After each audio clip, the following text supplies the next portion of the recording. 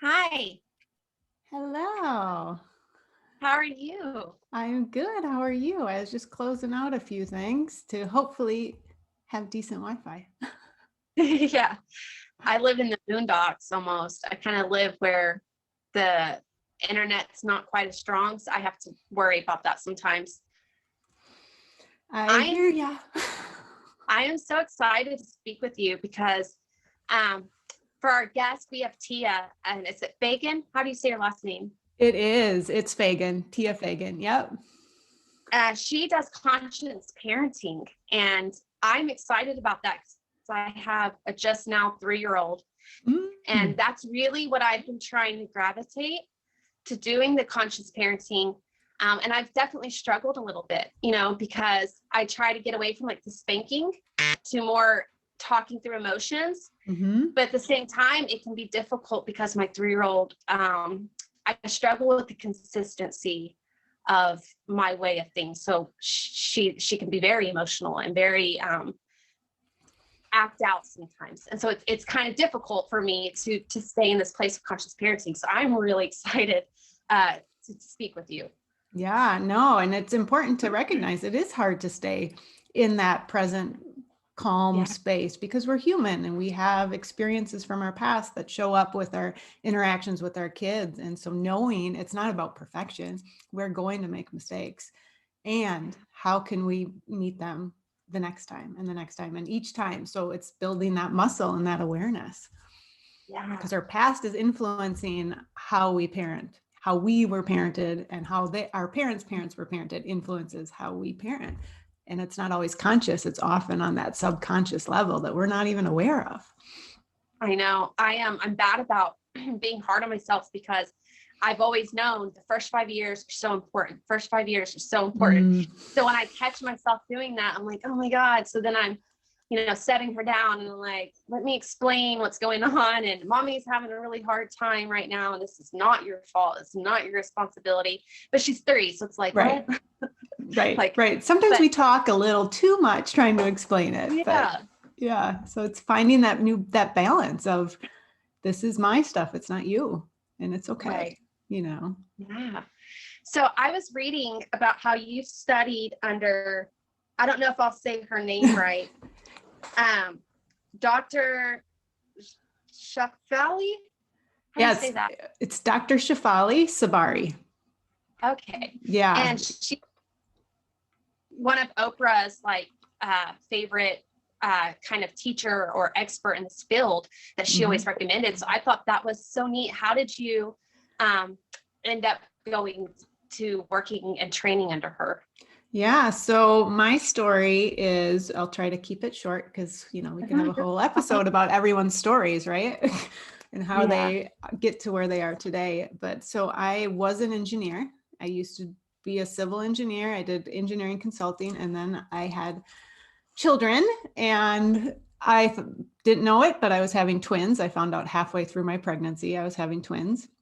So that was an adjustment right there. And then I was put on bed rest and all of that. And they spent 12 days in the NICU after they were born. And then they came home. And because I was an engineer, so in my head, very analytical, give me information. I just want information, information. So I read books and, how can I be the perfect parent, right? How can I raise these two beings in the right way? And so I was, things would show up. I'd try something, oh, this book says try this. And it would work for a little bit, but then it wouldn't work. And it never felt really good inside of me. Like timeouts never felt good. They did not work with my children, but that's what the book said. That's what Yeah. parent experts tell you to do, but it never felt right. And so along the journey, I started to, I read Eckhart Tolle. I started reading books of self development for myself and started that journey of, and by the way, I had stopped being an engineer and became a full-time mom and then started working part-time once they started Montessori preschool. And as I started to work on myself, things start to shift. You start to go within, looking at our shadow self, going through all of that stuff. But I wasn't intentionally putting this work into my parenting. Of course, it was showing up, but it wasn't with intention and with mindfulness. And then about middle school age, Dr. Shefali was on Oprah with about her book, The Conscious Parent. And that book changed my life. I read, I saw her, I'm like, wait a minute, this is making sense. This is the missing puzzle piece that I was missing in my parenting and in my own journey. And I got The Conscious Parent, read it super fast. I'm like, this is, oh my gosh, here it is. And it wasn't a how-to book. It was a how-to-be book, how to explore. Your children are reflecting back to you the parts within you that you need to address, that you need to heal. It's not about fixing your child. It's not about changing behavior. The behaviors are just behaviors. It has nothing to do with anything. It has everything to do with you. So putting the spotlight on ourselves. And so she had her first online course, took it right away. I'm like, I am taking this course with this and learning more so I can apply it in my own life. And the rest is history. So I took every course. So I've been a student of hers since 2014. And then she opened up her Conscious Coaching Institute, signed right up and became certified with her, because I know the power of conscious parenting and the work in my own relationship with my kids, who are now, they'll be 21 this year. And how it's changed everything. So I want to help other parents and people, because it's not just for parents. This work is for everyone. So yeah, that was the long answer to your question. Oh, no, that's fine. Most of our audience are people who are struggling with things, or they just got through something very traumatic. And so the more in depth we go, the better, just because it not only do we learn from other people's stories, but we also get, the comfort that somebody else kind of understands what we're going through, and just seeing the success that, I can get through this. There was this quote in Healing with Fear. The extra. You are breaking up. I can't hear everything you're saying. I know you said something about a quote and you were saying a little bit before that, but you're definitely breaking up. Okay, let's see if I can. The challenges of technology, right? I know. It's like hit and miss. Sometimes I have to record out of my bedroom for the best. Yeah, so we just got to do what we flow with it. That's just the as is of the present moment, right?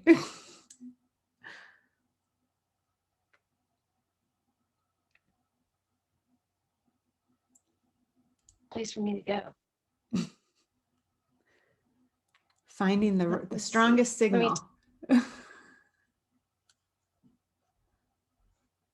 My Wi-Fi was on. I turned it off. Oh, I can see you now.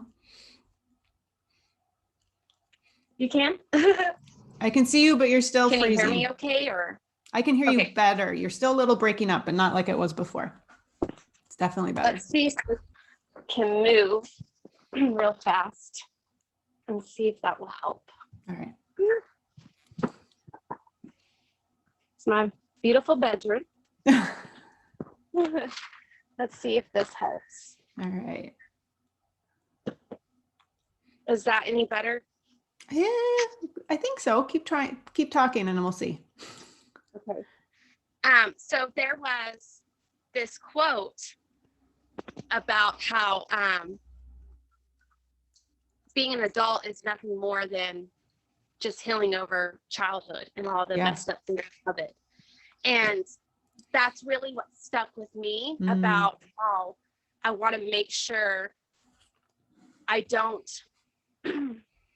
My daughter's going to have things to heal no matter what, but I don't want her to have to spend the majority of her adulthood healing childhood. If there's something that I can do to help prevent that.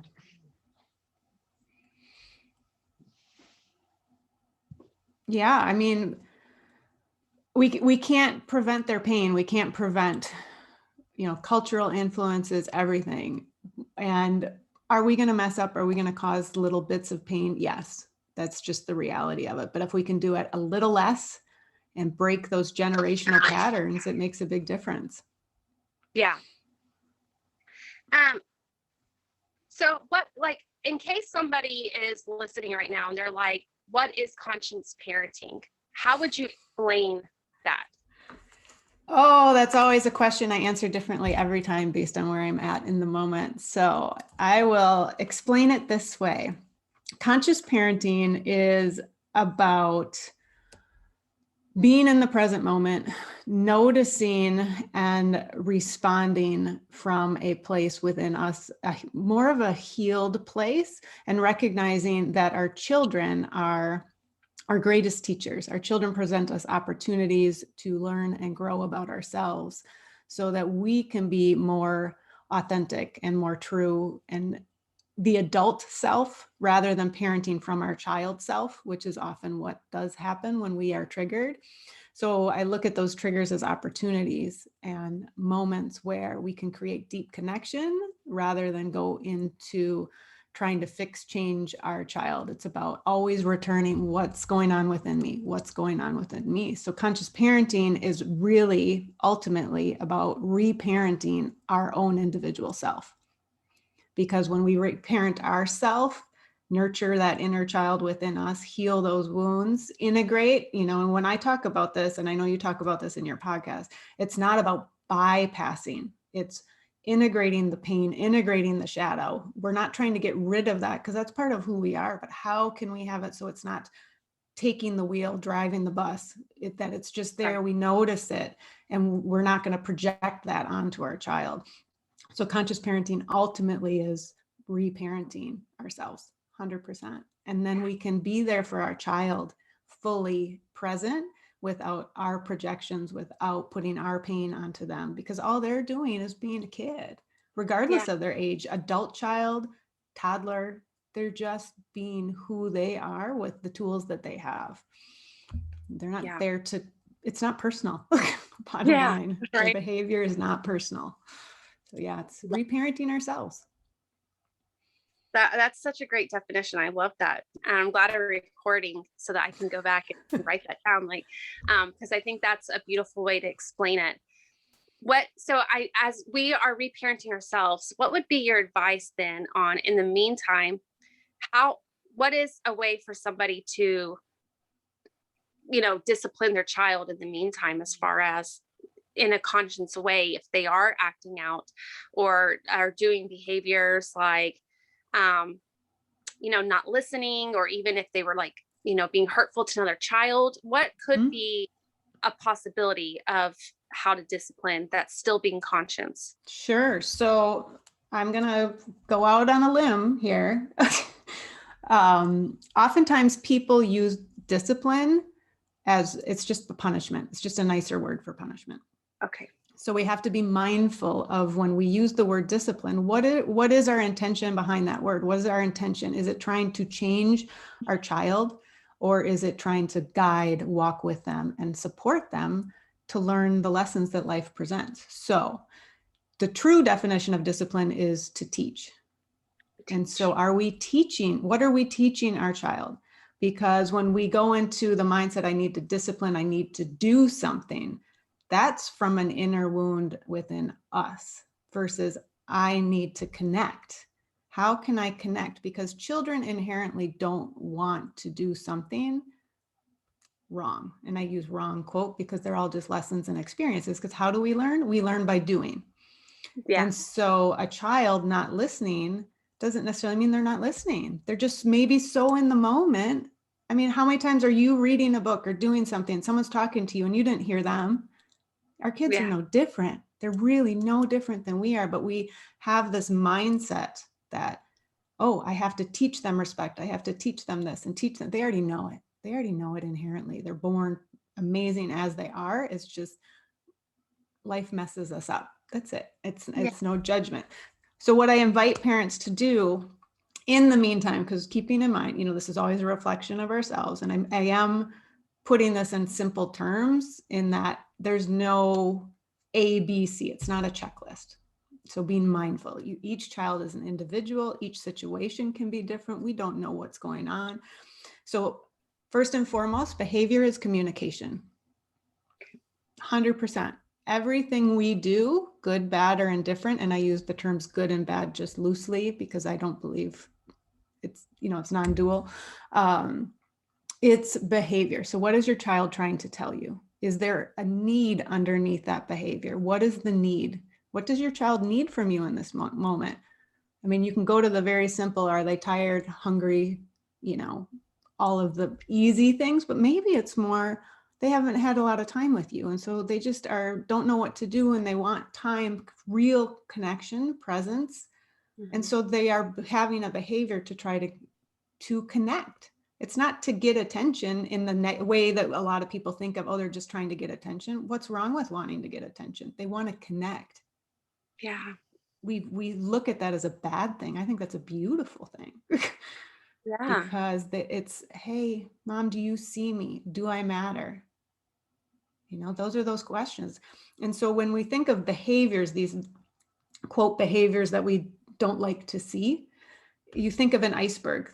You see this all the time going around, the anger iceberg, the racism iceberg, and there's the behavior iceberg that you just see this top little bit. You see your child hitting another child. You see your child not listening. You see your child, a teenager slamming the door. But then what's underneath? Maybe something happened at school. Maybe they didn't sleep well. Maybe they had an interaction with a friend that we didn't know about. We don't know. We never know the whole story, just like no one knows the whole story about each of us. And often we don't even know the whole story because we haven't dived in. So it's the same thing. So as far as the discipline, so first becoming curious, what is my child showing me? If you are activated, if it is bothering you, then there's something within you to explore.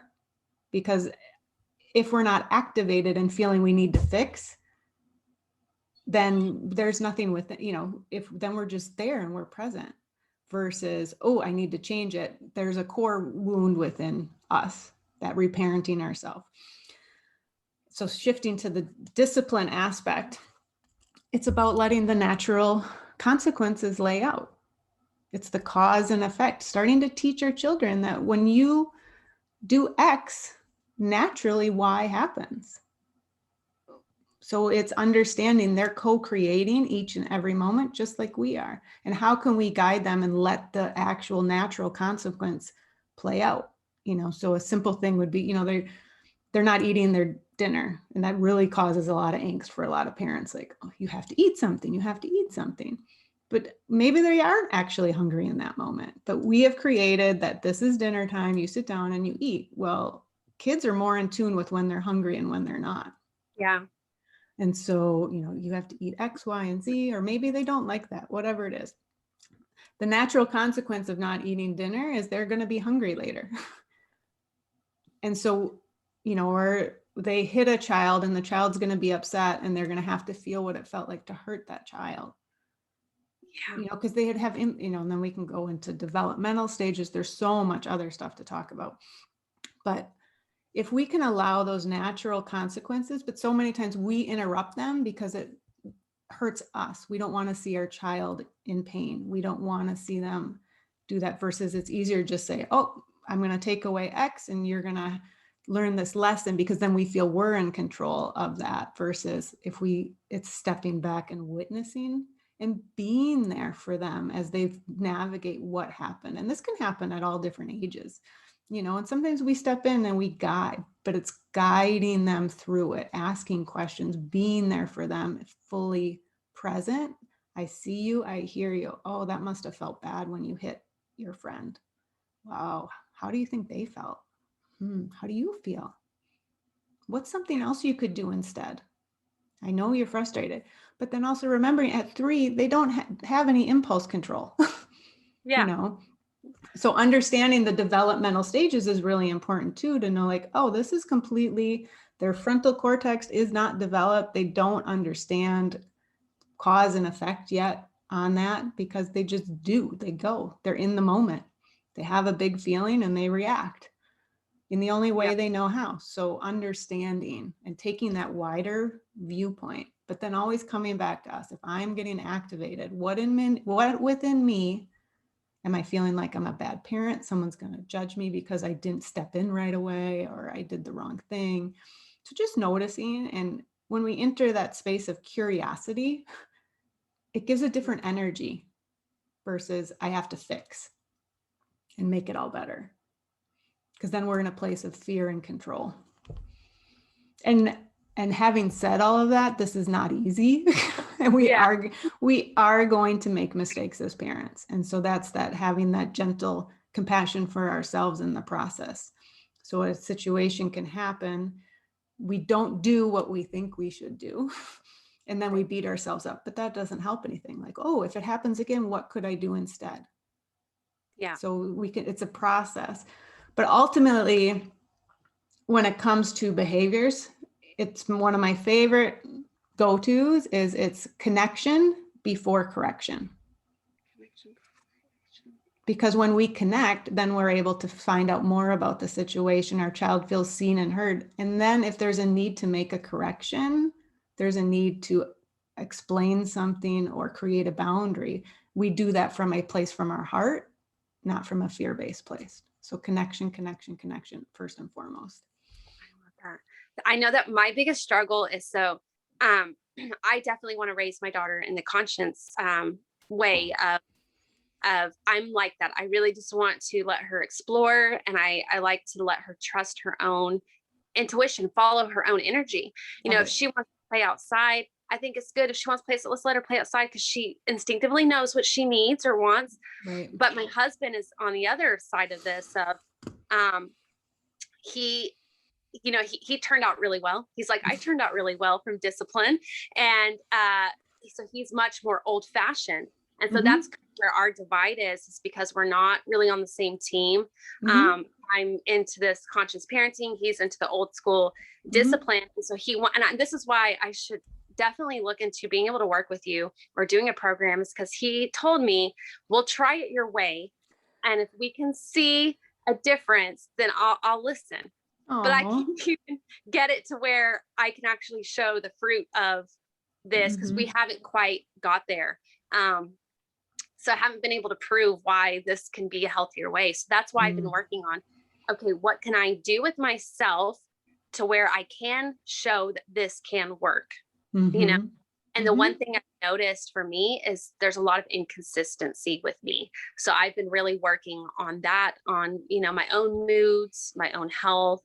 That's been the big one for me. But so I got this like half hippie child, half, structured. And, but that's the thing, is I really enjoy parenting, as far as I love being a mom. And I saw on Facebook, and I thought this was so true. There's this meme about how we allow ourselves to have a bad day. We are allowed ourselves to be angry, to throw a fit, to yell. But then when our children having a bad day, then it's instantly like, oh, we need a discipline. We need to fix this. We need, like you said, we need to correct this.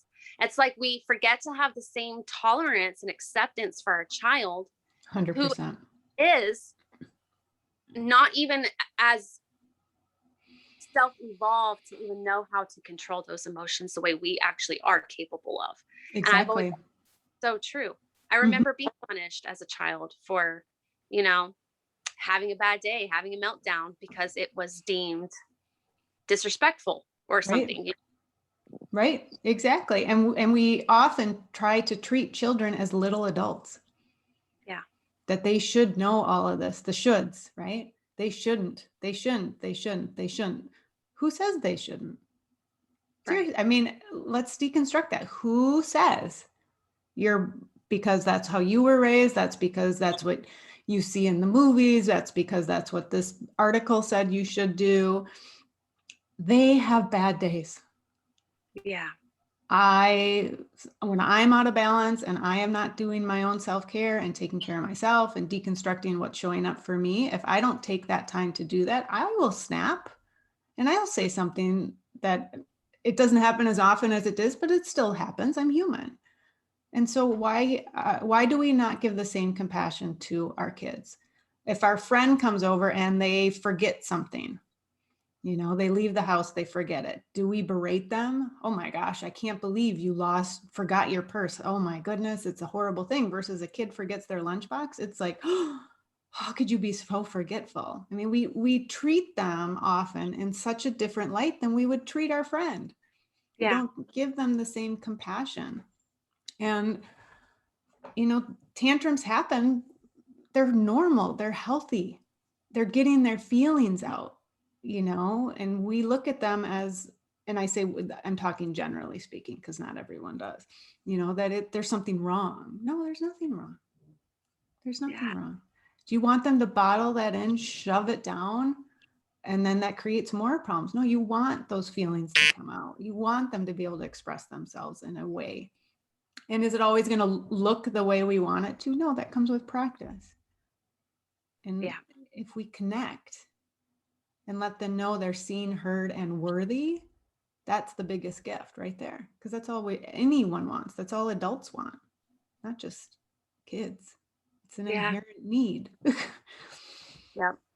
Yeah, I What mean, what is one thing, so especially for any listeners who maybe this is the first time of hearing about this, or even if not, what is one thing a parent could do today? Just something simple to start becoming a little bit more aware of themselves, as far as the way that their parenting can be a direct reflection of themselves, and their children can be a direct reflection of themselves as well. yeah, that is a great question. And it's such an individual process because everyone has a different experience growing up. What I use the example often of, I mean, well, there's lots of examples, but I'll just grab one, you know, so perhaps your child um, has this behavior and it really annoys you. You know, they don't put their toys away or something, whatever it is. And then your partner or someone else, it's like, what's the big deal? They're a kid. You know, they don't get activated in the same way that you may be. That's a clear thing that like parent A is activated, parent B is not in that Yeah. specific behavior. So there's something within parent A that there's a wound in there. There's something. And it may not be, it's not about putting the toys away. It's about something else. It's always about digging deeper. So what can a parent do today? What's one thing they can do today when they notice they're reactionary? There's something going on with you, the parent. Okay. Because the way to look at it is if that was your cousin or your friend's kid, would you be as activated? When you see someone else's kid have a meltdown, you see someone else's kid do something, oftentimes we aren't activated in the same way, but when it's our child, we are. Yeah. And so it shows the connection and the deep relationship that our children are mirroring back to us because they came here to teach us. Yeah. More than we are here to teach them. And so when you notice that reaction, oftentimes, you know, and it's a process, this takes time, you know, whether you've been working on yourself and your own inner journey prior, it may be easier to start to deconstruct it. This may be brand new and it's really hard and you don't understand it, but just notice, oh, my child did X and I got really reactionary. I yelled, I took away this, whatever it is. So you can do this after it happens because in the moment that takes time. So the more we can start to notice, well, this is what's triggering me. Okay, I'm going to look at this. Is there a pattern? Does it happen at certain times of the day? Is it okay when one child does it, it doesn't irritate me as much as when another child does it?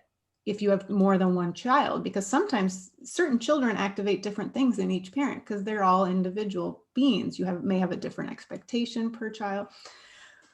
But then once you start to notice what's activating you, I encourage people to go, so when I did a behavior like that, what happened when I was a child? Yeah. Just as a start. It's a simple place to start. And again, it's that curiosity space. And then, so that's one way to start to like, how is my child here to teach me? What are they mirroring back to me?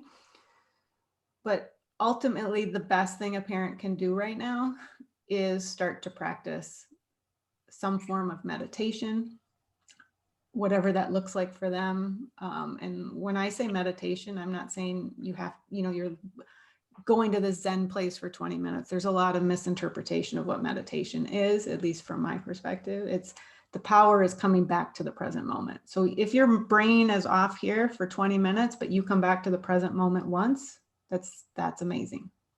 So so start small, little bits. And the reason for that is it's starting to create a pause and a space. Because the more we can bring in a pause, so our child does something, wait a minute, I'm going to I notice it is the first step. And now I'm going to take a moment to calm myself before I step in. Because if our energy is out of whack, that's only going to add fuel to the fire. Barring safety issues, right? Your child's running to the street, you just run and you grab your child, you react. So knowing that sometimes reacting is needed for safety, but most of the time it's not. And so understanding that I'm going to take this moment and regulate my nervous system, because especially when they're little, we have to regulate ourselves to help them regulate their nervous system. It's it's mirror neurons. And so creating that pause helps us calm down, and that helps your child calm down. I mean, it's science. Yeah. No, I so agree with that. Another thing that I wanted to ask too is when you were talking, it made me realize, so like I would always deal with feeling pressure from other people about my parenting. She's my first child. And so people were always like, are you going to go deal with that? You need a blah, blah, blah. And what would be your advice to a parent who really ends up dealing with a lot of feeling pressured by other people? And sometimes that pressure is part of why they end up, teaching or disciplining the way they do. Exactly. And that is the reality of the world that we live in, right? There's so much pressure on parents that you're supposed to parent a certain way. You're out at the grocery store, your child's having a temper tantrum, people are looking at you and we immediately assume they're judging us, but they may not be judging you as a parent. So noticing if someone's saying you should do this, conscious parenting is not for the weak of heart because it does go against what culture often tells us we should do. And to be clear, conscious parenting is not loosey-goosey. It's not let the child do anything they want. It's about creating healthy boundaries from a loving place, which may not look the way others tell you it should look. Because we're looking at the long game. It's not the short term. So we can put Band-Aids on stuff all we want, like the old way of parenting. Band-Aid, time out. I take this toy away, do that. Don't let them talk to you that way. Oh, you got to call them out on that. Well, you can still have those conversations, but in the heat of the moment, they can't hear you. Because their brain is, it's the Dan Siegel, the thinking part of the brain is not there.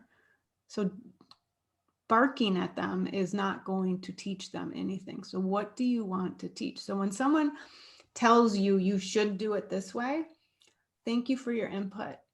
I'm trying a different way, but I appreciate your thought. And you might not like this, but this is the way I want to parent my child. And it feels right for me. And it's no judgment on you, because they often will take that as a judgment on their parenting. So having compassion for that person, giving you advice that you didn't ask for. Right. So it's creating that boundary with the other who's giving you unsolicited advice. Thank you. I appreciate your input. I will take that into consideration, but for right now, I'm going to do this with my child because this is what feels good to me. So ultimately, when others tell you what to do, it's all about you having to be in alignment with yourself. Yeah. Because we are going against the norm in conscious parenting. And having said that, it takes a strong person. And I feel very strongly that this is the way the future is going to be. And I've used this example before. I don't know if you have pets at I all. do. You do. So do you have a dog? Yes. Okay. And I just use dogs because there's more dog training than cat training. I have a cat sleeping right next to me right now. The way we used to train dogs were with choke collars, be the alpha dog. You discipline that dog. You don't let that dog do that. You turn them over. You be the alpha dog. You growl in their thing, or you yank, yank, yank that collar. So what is that? That's power over dog training, right? You are bigger and better than that dog. So you know better. We can't speak dog. We're not dog. And choking them and doing that kind of harsh discipline doesn't work. It works by the look of it, but that dog is not feeling good at all. They don't respect you back because you're not respecting them. Now, what is the popular way that we train dogs? Positive reinforcement. Reward every try. Deepen the relationship with your dog. But you still have boundaries. No, you still can't jump on somebody. That's not okay. But I'm not going to like hurt you. I'm going to move my hip towards you. I'm going to create a boundary. That's not okay. I'm going to use words. So it's the same with our children. Traditional parenting is power over the child. So what does that teach the child? I'm not worthy. My voice doesn't matter. If I step out of line, something's wrong with me, or I have to take care of my mom or dad's feelings. So I'm going to make sure I'm the good girl and the people pleaser, and I'm going to follow all these rules to not rock the boat. Right. Versus conscious parenting is parenting with, creating that relationship, just like we now work on how we have relationships with our pets. We do that for our animals. We should be doing that with our children. And so I feel it's the future, and it's going to take time. I think it's going to become more and more normalized, but until then, those people who did that positive reinforcement training with those dogs at the very beginning, they were shunned by the traditional dog trainers, but it came around. Yeah. So it takes strength. The old ways, it really feeds off a lot of fear. I feel like fear is Exactly. the messages, because I remember just being a child, I was so scared of getting in trouble. Mm-hmm. That's what I remember. Like, I don't want to get in trouble. I'm scared to get in trouble. And it's just a fear thing. And that's why I just don't like it. I'm like, I don't want her to ever have to fear us. Exactly. That doesn't make me feel good. And I remember going to an actual therapist because people were being so hard on me about how I don't know how to parent. I thought, okay, well, I'm going to go to therapy and find out why I can't spank my child. Cause it's like, I just can't spank her. Yeah. And people like gave me a hard time. So I went to therapy, and, she just really helped explain that, parenting is such a personal thing. It's a personal relationship between you and that child, and nobody else, needs to have a say so. They don't have to understand. You know your child better than anybody else. Yep. And you know which things will work and which ones don't. And sometimes you have to try multiple things till you find something. And she also taught me about, focusing on quality time instead of quantity. Mm-hmm. So for me, building connections started becoming about, instead of constantly creating space that's also shared with my phone and the TV, it was, how can I start giving her such good quality time of no phone, no distractions? And that actually ended up working better, because then when I needed her, could you please go play with your toys? Could you please go do something? Mommy's got a phone call, or I'm trying to read something. It was easier for her to give me that space and go play, because I'd been nurturing that quality time. Whereas used to, she wanted to be with me 24/7, and still in ways does, and never could leave my side. So it's really fixed that. And ironically, the other thing that happened was, so my dad died when I was a child, and I've had this fear since then that I'm going to lose my child. What if I lose my child? I could never survive if she died. Well, then I was complaining in therapy about how my child is so clingy. I can't go to the bathroom by myself. I can't go do anything. I can't eat my own dinner plate in my own chair without her sitting on me. And so she asked me, do you think it's possible that subconsciously your child feels your fear of being abandoned, of losing her, that she Mm-hmm. is subconsciously constantly trying to reassure you, I'm right here. I'm not going anywhere. You don't have to worry. Nobody had ever asked me that question. And I was like, oh my God. Yeah. As I started healing that wound, my child started to want to go play by herself. Mm-hmm. So it's like subconsciously, I was kind of keeping her in this codependent, unhealthy Exactly. cycle because I had this fear that I Right. think she still. Yeah, and energetically you were sending off that needy stay with me, stay with me. And they, it's always the energy that they hear. Our words, if our words do not match our energy, they're going to hear the energy, not the words. Yeah. And so as you healed that within you, you allowed and gave her permission to stand more as herself. And I love how you talked about the connection aspect, because I think that's so important. You became connected, truly connecting with her without the phone, without the other distractions. So she feels seen, heard, and valued by you. So she now, I am okay to be away from mom because I know that connection is there because when we're together, we're together.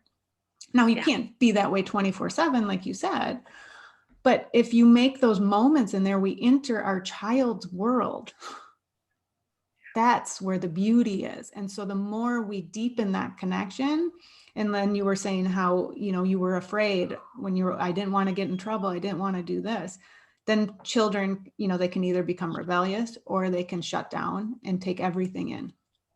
Yeah. And so having a relationship, knowing we're never going to know everything, right? That's not appropriate because there's things that we just always want to keep to ourselves or not share with our parents, and that's okay too. But as you go through preteen, teen, young adulthood, if you are their safe place to land, Yeah. because of that connection, it's huge because they know, hey, mom can be there for when things aren't going well.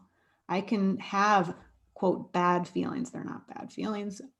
Just Right. saying that for people who, I can have the Yeah. bigger feelings, the more uncomfortable feelings, because mom can be there for me in that space, or dad. I'm just saying mom because I'm talking to you. Yeah. This is for all parents. So do we see the results immediately? Some behaviors, yes, no, maybe, but we're not looking for a perfect child who never has bad days. So I think letting go of this, oh, I'm going to have the child who always follows the rules, who never talks back. I want a child who's going to talk back to me because then they're using their voice. And then over time, we can talk about, hey, how could you say that in a way where we can have a conversation? Because they're allowed to have their opinions. They're allowed to stand up for themselves. Do we want a child to go out into the world and let everyone tell them what they're supposed to do? Or do you want a child who's like, oh, I heard that. That doesn't feel good to me. And I'm strong enough to stand up and do it my own way. Yeah. They know. And they have to Absolutely. practice that at home. And that doesn't always look pretty or feel good. And it is the reality of what we ultimately want for our children, to stand on their own 2 feet, knowing who they are. Like you said, your daughter, trusting her intuition. If she wants to go outside, there's a reason she wants to go outside. But we squash that. And in conscious parenting with, we do our best to nurture that. Yeah. Knowing we're going to mess up. Yeah. So are you working with people now? Are you taking new clients now? I am. Yep. Yep. So I How? do one-on-one coaching. I do group coaching. It's just a lot of people prefer one-on-one. So if someone's interested in a group, I always encourage people to create that group first because they may wait a while because Okay. most people come one-on-one. But if someone wants to do a group, I love group coaching personally because we all learn from each other's and then you realize you're not alone. I mean, I love one-on-one coaching too. Don't get me wrong. And I do have a couple online courses and planning to do more. I just haven't had time to create them yet. Nope, that is a problem. How can someone find you right now? If they were interested in your course or working with you, how can they find you? They can find me on Facebook or Instagram at Tia Fagan Coach. So it's TIAF as in Frank, AGAN Coach, COACH. I'm on Clubhouse too, or my website is tiafagan.com. And then they can just email me, or I do offer free 30-minute get to know each other sessions, what's going on, because it's really important to me that if someone wants to work with me, they are working with me because they feel it's a good fit, and vice versa, because that's why I always do those first, unless, I've already had a conversation with someone and or they've listened to me and they're like, no, I know you're my person. Because you have to feel safe working with me, and that's most important. So I want people to be there because they're ready to do the work, because it's amazing. It's truly amazing. Oh girl, I'm getting off this podcast. Hey, honey, you got to let me sign up for this course. We got to sign up for this course. Like, my chance to prove, but I can show you that this can work. I've already I gotta show this recording. And that's what makes me excited, is I know I'm not the only person. I know there's so many parents out there who are wanting to do conscious parenting, and even parents who don't even know what that is yet some of them are at a place right now where they're like, I want more for my home life. And, I want to find a solution to not all the yelling in the house or the crying, without it always being, let me just spank my child 20 times a day. So I know that parents, and I agree with you, that the way of the future, this is going to become the popular way. This is going to hit mainstream. And because humanity is evolving. It's like the age of Aquarius. We are really Exactly stepping into new paradigms, and I think that's amazing. It is. But it is. Thank you so much. Yeah. Thank you so much for coming on here. I am so excited, and I'm going to be adding your links to the information for the podcast and sharing it in the group that I run. And so I am just grateful for your time. And I learned a lot today. I took notes. So I'm excited. I'm very excited, thankful that you do this work. I think it's so important. And you're the first person I've met who coaches in this area. So. Oh, well, thank you. I really appreciate you having me on. And if you have questions, just reach out to me. You've got my email. So